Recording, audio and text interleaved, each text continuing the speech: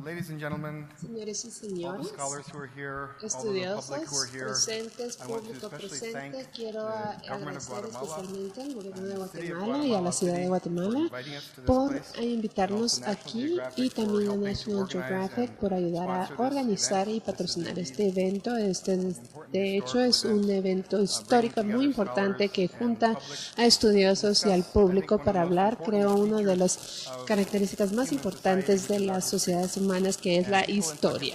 La gente en Pakistán dice, ¿por qué está trabajando en arqueología? ¿Por qué no está construyendo hospitales ni escuelas? Yo digo, ¿cuál es la diferencia entre ese burro y usted? Y dicen, ¿burro? El burro es burro, yo soy humano.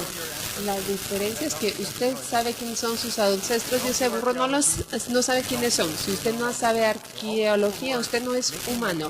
Toda la gente que gana dinero viviendo su vida pero sin entender su pasado y repitiéndolo, básicamente son como animales y queremos ser humanos, queremos diferenciarnos. Y eso es lo que les digo yo a ellos.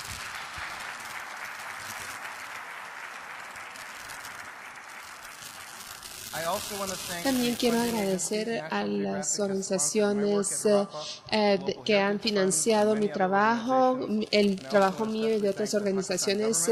Quiero agradecer al gobierno de Pakistán por permitirme trabajar ahí y al gobierno de la India por permitirme trabajar en su país también. Antes de empezar a hablar acerca del Indo, es importante dar un contexto a este estudio acerca de qué hacemos y cómo lo hacemos.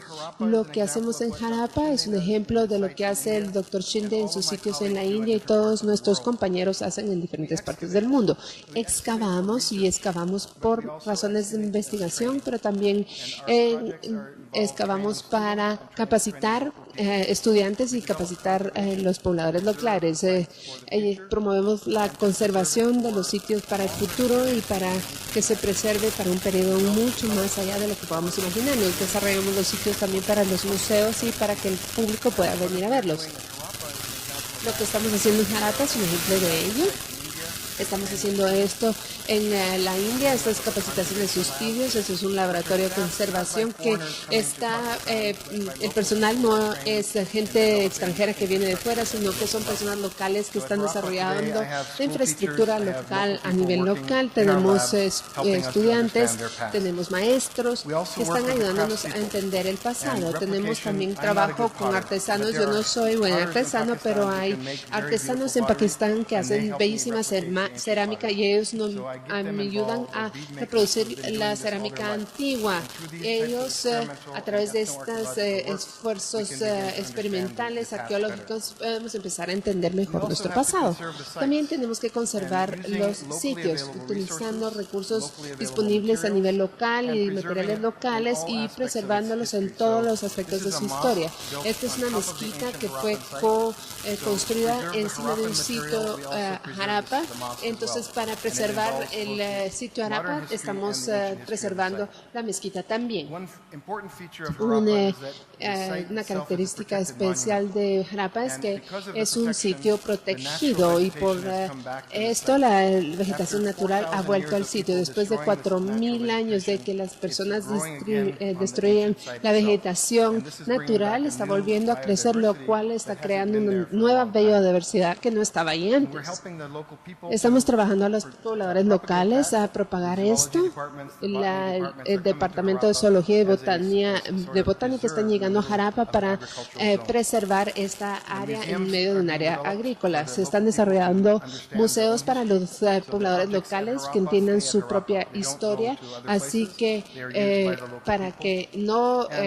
estos son museos que pueden ver las personas en las regiones locales y yo también he traído otras personas de otras partes de Pakistán, de Afganistán, de la India, que vienen a trabajar en este sitio y estamos llevando también pakistaníes a India y Afganistán para que haya colaboración entre fronteras. Este es parte del trabajo que yo hago. Lo que les muestro es el trabajo de muchos estudiosos que trabajan juntos en los últimos 30, 40 años.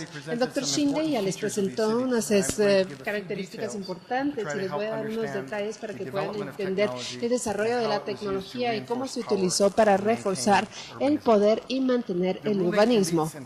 Las élites poderosas y los comerciantes no sabemos quiénes eran, pero sabemos que usaban para definir su poder, usaban sellos y escritura. Una de las características importantes de los sellos es el unicornio. Excavamos ciudades de Harappa durante 100 años y hasta ahorita vimos y siempre encontramos unicornios. Es un elemento mítico que utilizaban los Harappas para reforzar el poder de la élite. El unicornio es muchos dicen que es unicornio es un toro de helado, pero en realidad si ven las figuras tridimensionales son unicornios sin lugar a dudas. En la escritura, aunque no la podamos leer, podemos entender cómo se utiliza. Se utiliza en comercio, se utiliza en rituales, se utiliza para identificación personal, se usa para contabilidad y de maneras múltiples en diferentes ciudades y en los pueblos pequeños también. No sabemos en qué idioma se escribió, pero como sabemos de los estudios cuneiformes, el sistema cuneiforme se utilizaba para escribir muchos idiomas y seguramente el script Harappa se utilizó no para un idioma, sino que varios. Una forma de entenderlo es tratar de encontrar un texto bilingüe. Si no hubiera sido por los textos bilingües o trilingües, no hubiéramos podido leer los cuneiformes o los jeroglíficos. Entonces, no hay textos de la civilización del Indo, pero hay sellos de los Harappas con el estilo de los Harappas que están escritos en arcadio. Y les voy a dar varios ejemplos. Yo no puedo leer el acadio, pero el tema es que este es un sella de estilo Harappa escrito en acadio y lo que dice probablemente es que probablemente dice que les vaya muy bien. Tal vez no es el nombre de una persona, sino que simplemente buena suerte en su comercio, buena suerte en su negocio y son rituales, son sellos rituales o podría ser el nombre de la persona. Otro sello que recientemente se ha publicado es devoto de Nim Ildum, hijo de un perro. En la India decirle hijo de perro a alguien es un insulto enorme, pero Ur es un sirviente, así que es hijo de un sirviente de Dios, probablemente es lo que significa. Esto tal vez no nos dice quién específicamente los usaba, pero para qué se usaba. El desarrollo de los sellos de Harappa sucedieron con el paso de cientos de años y vemos desde 2800 a 2600 a 2400 y 1800 antes de Cristo para ver cómo se utilizaban, cómo se desarrollaron. Los sellos de la última fase no tienen animales en ellos, algunos solo tienen su escritura y esto sugiere que había comunidades nuevas en las ciudades, algunos utilizando la iconografía anterior con animales, unicornios y otros usando solo escritura, que posiblemente es un grupo iconoclástico, un grupo que no quería asociarse con esos símbolos. Esas ciudades ciertamente eran diversas y estaban compitiendo por poder en sus roles y la forma en que utilizaban la escritura. La escritura era algo que estaba muy controlado y la producción de los sellos estaba muy controlada también. Tenemos talleres para hacer sellos que están restringidos por paredes en partes especiales del sitio. Estos talleres muestran sellos y vemos objetos idénticos en diferentes partes de la ciudad, así que podemos trazar el movimiento de un objeto de un taller a diferentes partes de la ciudad. Este es el sello, un sello que se encontró en toda la ciudad de Harappa y este es importante para entender cómo se controlaba el conocimiento y la escritura por parte de una élite. No se pueden hacer sellos todo el día porque no es un tema que le hace ganar dinero. Entonces vemos también que se producían cuentas para hacer accesorios que se hacían junto con la producción de los sellos.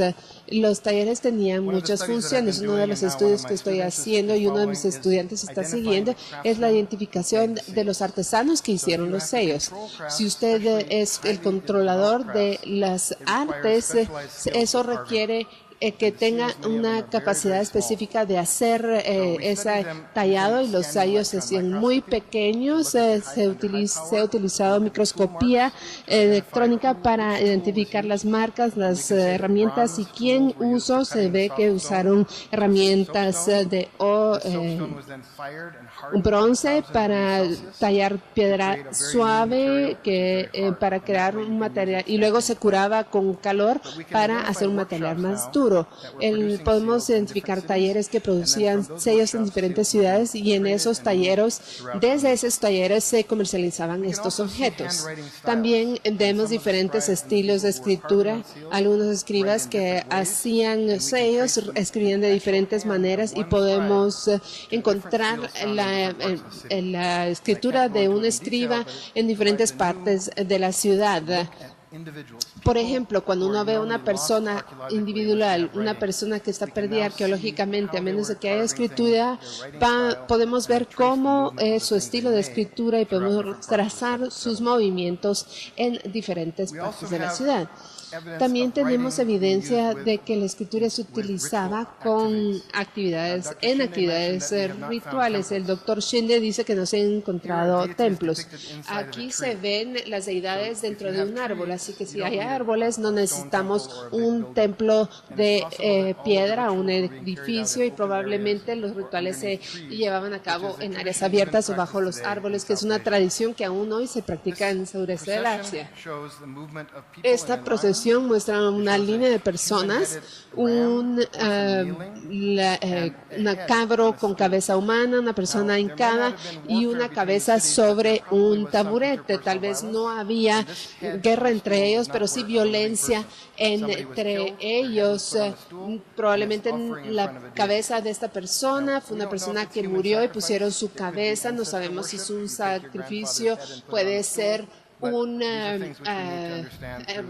rendimiento de culto a los ancestros, pero esto es algo que estamos tratando de determinar. Vemos también el papel de las deidades acompañado de la escritura y en el control de animales muy poderosos. En este motivo vemos una deidad que está estrangulando dos tigres en la garganta. Ningún humano puede hacer esto, y eso puede ser un reflejo de un mito que se ve también en Mesopotamia, Gilgamesh agarrando dos leones del cuello. Es un concepto que fue del cercano oriente hasta el sureste de Asia. Aquí vemos dos unicornios y una persona en medio de ambos.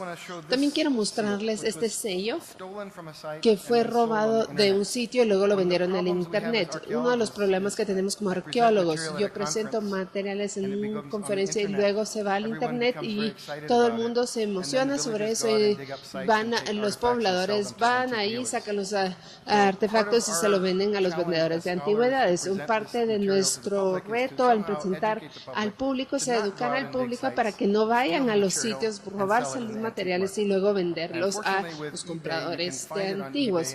Uno lo puede encontrar en eBay. Yo tomé esa foto de eBay y lo tengo en mis presentaciones, y ni siquiera sé dónde se encuentra el sello. Sé que en una colección privada tiene este objeto.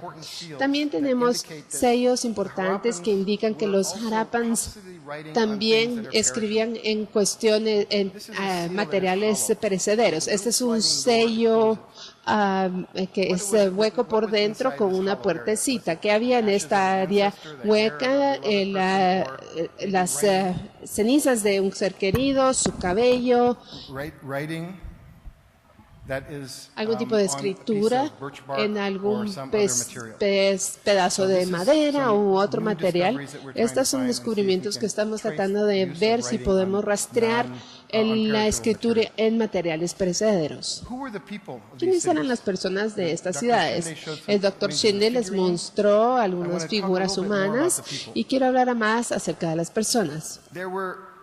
Hubo una gran variedad de figuras humanas en Harappa y en otras, con personas que mostraban diferentes ornamentos, accesorios, diferentes formas, altas, bajas, gordas, flacas. Mostraba que la ciudad era multicultural, multiétnica, muy variada, que había una población variada en las ciudades. Algunos de los señores vemos que utilizan tocados, turbantes, unos están de pie, otros están sentados, y el sacerdote rey, que probablemente era un gran líder de una familia poderosa, es algo que es único y que solo encontramos en sitios como Mohanty Alo y Dholavira también. Estas esculturas claramente se utilizaban de manera conmemorativa en los hogares y posiblemente para rituales. Muchos de ellos los rompen y después lo tiramos a la basura, y ahí es donde los hemos encontrado nosotros los arqueólogos, pero eso nos muestra que hay rituales de los ancestros que se hacían en algunos de estos hogares. ¿Quiénes eran las personas que hacían y que controlaban? Tenemos evidencia clara de que había un sistema de pesas muy estandarizado. El comercio es una manera de obtener poder y dinero. El doctor Shinde habló de las murallas de las ciudades. Las murallas se pueden usar para defensa, se pueden usar para control, se pueden utilizar para que la gente entre y salga de las ciudades, y lo que vemos en Harappa es la concentración de pesos y de sellos en las puertas de las ciudades. La gente que entraba a las ciudades tenía que pagar impuestos, tenía que hacer transacciones comerciales, y si no quería que alguien entrara a su ciudad, le podían cerrar las puertas. Y no necesita un ejército cerrar la puerta, solo una o dos personas, y si la pared es grande, la gente no puede salir o entrar a la ciudad sin pasar por esa puerta. La estandarización de los pesos de Harappa son muy importantes, porque eso quiere decir que en esta civilización no hay que intercambiar dinero. Al venir a Guatemala, yo tuve que intercambiar mis dólares. ¿Quién gana el dinero cuando cambian el dinero? La persona que cambia el dinero, no la persona que trae su dinero para cambiarlo. Los Harappas tenían un sistema económico en donde no había que hacer intercambio de dinero en la región. Todos tenían la misma estructura económica que beneficia a las comunidades que están interactuando en diferentes, en grandes distancias, como comerciantes. En Mesopotamia tenían un sistema variado de pesos. También vimos pesos que se utilizaban en comercio internacional. Estos se encontraron en Omán y ciudades en la periferia de esta civilización. Hay un sistema numérico muy fuerte que podemos ver, que se identifica en tabletas y sellos. Y lo interesante es que hay secuencias de 4. En la India hoy, cuando uno compra algo en el mercado, lo compra en 4. 4 huevos, 4 berenjenas, 4 cosas, cuentan 4 dedos, cuentan 1, 2, 3, 4, 5, 6, 7, 8, 9, 10, 11, 12, 13, 14, 15, 16, etcétera, etcétera. Es el mismo sistema tradicional que se utiliza hoy, y eso lo vemos en los sellos tradicionales del Indo. No sabemos qué hubo antes o después de la escritura, pero sí podemos ver cómo es el sistema de conteo. Vemos las grandes vasijas que les mostró el doctor Shinde antes, los hemos replicado, porque tienen una base en forma de punta. Mi catedrático dijo que era para colocarlos en barcos, embarcaciones que estaban en el mar, probablemente.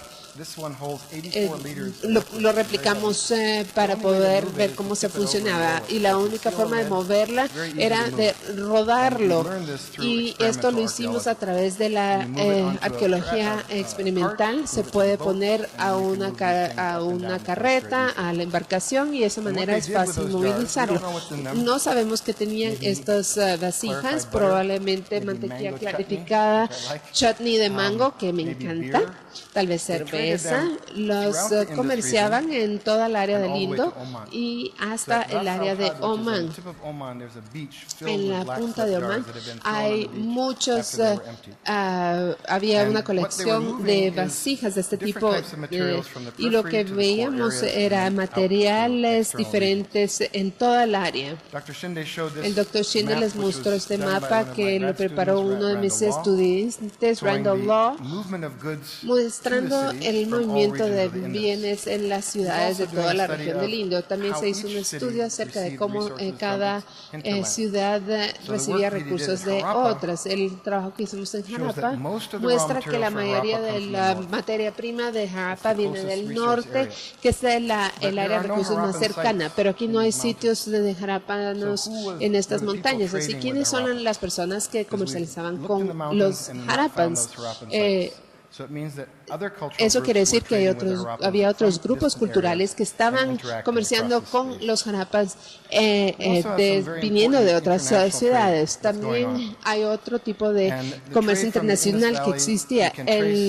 El comercio en el Valle de Lindo lo podemos encontrar en Omán, en Ur, Mesopotamia del Norte, Siria, y recientemente lo podemos encontrar. Uno de mis estudiantes encontró un sitio de Harappa en el otro lado de Turquía.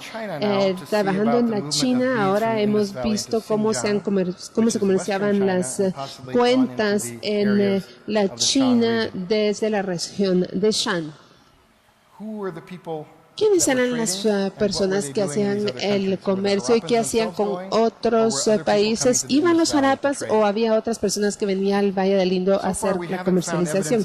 Hasta ahora no hemos encontrado evidencia de que hubieran mesopotamios en el área. Hemos visto personas del Golfo, las personas de los altiplanos de Afganistán, Egipto, pero no necesariamente de Mesopotamia. Por otro lado, tenemos muchos materiales de harappa en Mesopotamia y estilos de tocados que ocurrieron al mismo tiempo que veíamos que sucedían en Harappa. Uno de nuestros colegas mesopotamios dice que los mesopotamios venían a Harappa, tocado, pero sí lo podemos ver de la otra manera. Esta es una señora Harappa en Mari que usaba un tocado especial.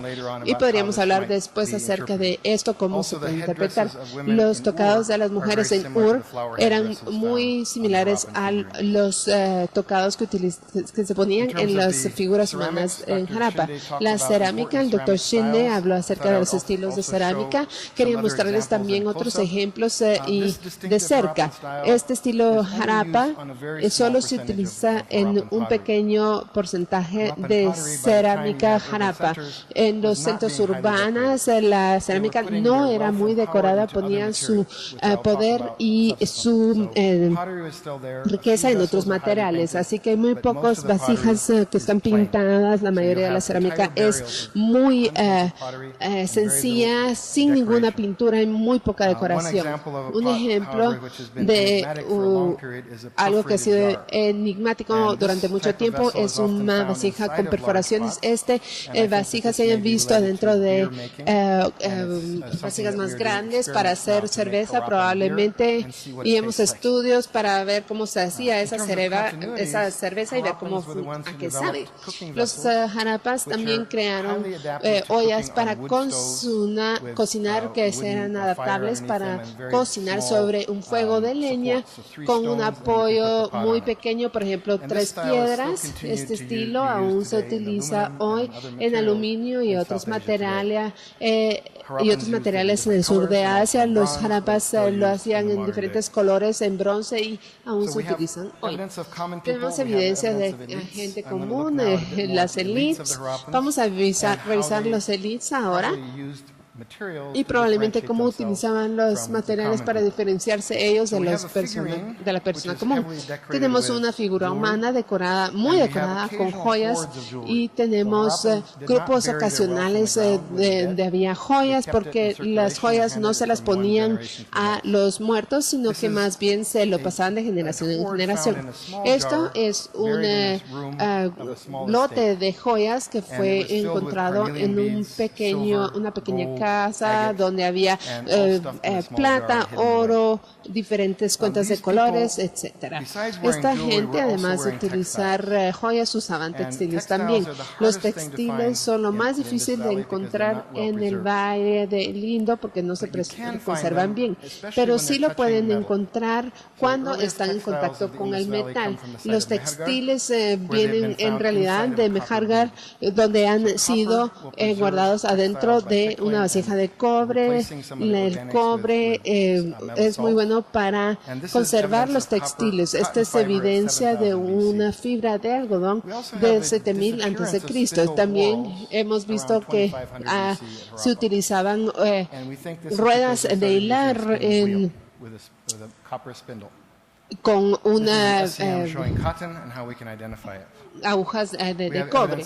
Vemos evidencia de textiles de algodón que se utilizaban en juguetes, en algunos joyas. Y este es el color de una toga de un sacerdote rey en este sitio Harappa. Tenemos evidencia de que hubo un edificio muy grande que no ha habido en actividad comercial. Una sugerencia es que había producción de textiles. Tenían plataformas circulares que se encontraban dentro de un espacio para la producción. No tengo tiempo para entrar en los detalles, pero aquí probablemente esto es la evidencia para el uso que se tenía. Otros textiles son como la lana muy fina o también lana muy fina o lana muy gruesa. Y uno de los descubrimientos nuevos es el descubrimiento de la seda. La mayor parte de las personas piensan que la seda vino de la China y de ahí al resto del mundo, pero en Harappa tenemos evidencia de seda tejida en los 2500 a.C. Esto es un trozo de seda para reciclarse. De seda no era algo que usaba solo la élite. También la utilizaban en collares y en aretes. Habían tres tipos de seda que se utilizaban y que todavía se cultivan en el sur de Asia. También tenemos el uso de sedas finas que podrían explicar la creación de las sistemas más complejos para hacer collares. Desarrollaron tecnologías para poder perforar las piedras duras y también tenían una subienita que era una piedra y hablamos también de los textiles y las cuentas más pequeñas eran estas cuentas que vemos aquí. Esto es un pelo humano, así que pueden ver el tamaño. Son de menos de 1 milímetro de diámetro y el agujero es suficiente para que pasaran 2 o 3 cabellos. Solo se puede utilizar hilo de seda para poder hilar estos cuentas de los collares. La única gente que podía hacer este trabajo era en los niños después de la escuela, los niños iban a hacer estos trabajos que se utilizaban sobre todo en las bodas. Los Harappas utilizaban estos materiales para hacer joyería. Habían diferentes tipos de piedras, jade, pero solo un tipo de nefrita en este lugar. ¿Sí? Tenemos solamente un ejemplo de jade. Ahora, en lo que se refiere a la perforación, ¿cómo se perfora una piedra dura? ¿Se puede utilizar abrasivos o se puede utilizar técnicas de golpeteo? Y los Harappas desarrollaron un sistema que no sabemos de dónde viene. Es un material muy duro y eran capaces de perforarlo. Y se puede estudiar en un microscopio. La importancia de estas cuentas eran que eran largas y muy delgadas, y cuando uno los juntaba hacían un sonido. Yo no me había dado cuenta de eso, sino que hasta que lo repliqué con los que hacen las cuentas, y hicimos unos cinchos y esos sonaban, hacían un sonido al caminar. Así que los sonidos eran muy particulares. Estas eran las cuentas que se comerciaban en Mesopotamia y el Indo, y también en Irán. Recientemente acabo de venir de Bat, y se descubrió en unas cuentas diferentes en Oman. Así que había este comercio muy importante en la región. También se desarrolló una tecnología para pintar las piedras. Tenían las piedras de natural, la pintaban con un material alcalino y le cambiaban el color. Esta es una innovación importante que se diseminó a través de la civilización antigua. Se estaban haciendo herramientas especializadas, puntas de huesos. El doctor Shinde habló de estos, pero estos son los aserradores de 18 milímetros de ancho para poder cortar materiales muy pequeños y muy finos. El trabajo en oro, esto también es una metalurgia muy especializada. El trabajo en Pakistán lo hemos estudiado con algunos expertos, y no se pueden hacer las cosas que ellos hacían con las herramientas modernas. Uno pensaba cómo hacer con este trabajo con martillos y abrasivos. Yo he estado replicando estas cuentas y estos accesorios para el pelo para poder entender la alta complejidad del trabajo en oro. Y el oro se combina con frecuencia con materiales artificiales. Esto es casi vidrio. Esto es de color rojo y color naranja, y son una imitación clara de las piedras naturales, y los Harappas estaban utilizando ciertos colores para poder replicar las piedras que no podían trabajar. En Irán se desarrollaron sistemas para hacer todo este trabajo localmente. Estos son cuentas azules y blancas. Hicieron una terracota que nosotros acabamos de reconocer, y voy a ir a la China para estudiar el trabajo de piedra del pueblo del Valle del Indo, para poder tratar de entender cómo lo hacían los Harappas. He estado tratando de replicarlo durante 15 años, no lo he podido hacer. Tal vez si me voy a la China y los expertos de la China me dan algo de ayuda, lo puedo entender. Esta es una tecnología inventada por ellos y perdida después cuando las ciudades de Harappa desaparecieron. El doctor Shinde mostró ya estos aretes. Voy a hablar un poco más de los aretes redondos, estos aros. Porque estos aros nos dicen mucho de las mujeres y los hombres que los usaban. La mayor parte de los aros los usaban las mujeres generalmente en el brazo izquierdo. Esto sugiere que muchas de las mujeres utilizaban su brazo derecho, porque si tenían muy cubiertos los brazos, no podían usar el brazo. Pero lo que es más interesante es que ellos podían cortar madera, cuidar a los niños, cuidar a su ganado y no romper sus ornamentos. Las mujeres estaban utilizando al final unos ornamentos tan delgaditos que se rompían con el trabajo. En este cementerio vemos que las mujeres cada vez trabajaban menos y cada vez más eran una élite y eran personas de gran respeto en la sociedad. Estos aros encontrados no en el cementerio, sino en otros lugares sugieran que las mujeres hacían el trabajo duro. Y eso todavía lo vemos hoy día. Las mujeres que trabajan con el ganado utilizan estos aros para protegerse y no se rompen.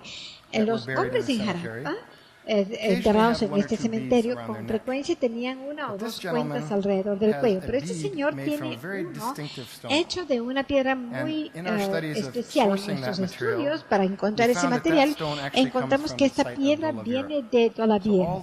Y así que de Kachir vino a Harappa en forma, o sea, sin trabajarse. Aquí lo trabajaron y lo enterraron con este hambre. Lo importante de este señor, porque nosotros también hemos estudiado sus dientes, que tenían conservado, muy conservado el esmalte.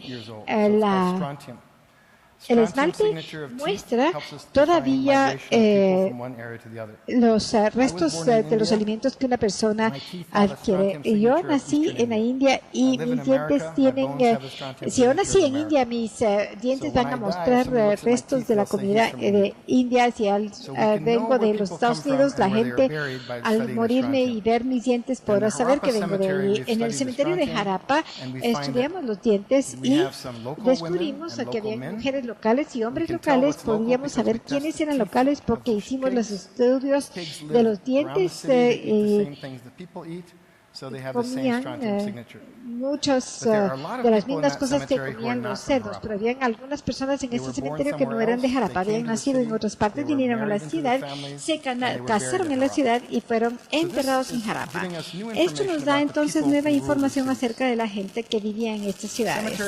Los cementerios son un lugar donde se conocen las stirpes. La mayor parte de las personas no vivían en los, no eran enterradas en los cementerios, no eran colocados en la tierra en los cementerios. La gente que era colocada en la tierra en los cementerios eran personas con una relación genética muy fuerte, pero también sabemos que no todos habían nacido en Harappa, sino que venían de diferentes lugares. Esto nos indica que hay comunidades depredadoras con una fuerte tradición cultural que continúa con el tiempo. Y de acuerdo con el análisis preliminar podemos ver que representan gente local que se casaron con personas no locales que después vinieron a vivir a Harappa. Y ese es uno de los mecanismos que la gente hoy históricamente han utilizado para crear fuertes alianzas políticas. Los agricultores generalmente se casan con personas que están a 30 kilómetros de distancia de su tierra. Los comerciantes se casan con otros comerciantes. Los dirigentes se casan con otros dirigentes. Así que los cementerios representan una buena ejemplo de la gente que vivía en Harappa y que había nacido en Harappa o que no había nacido en Harappa y que se había establecido en Harappa. Esta es información que se acaba de publicar y hay un artículo disponible y me voy a detener aquí con esta transparencia para poderles ayudar a entender las ciudades de Harappa.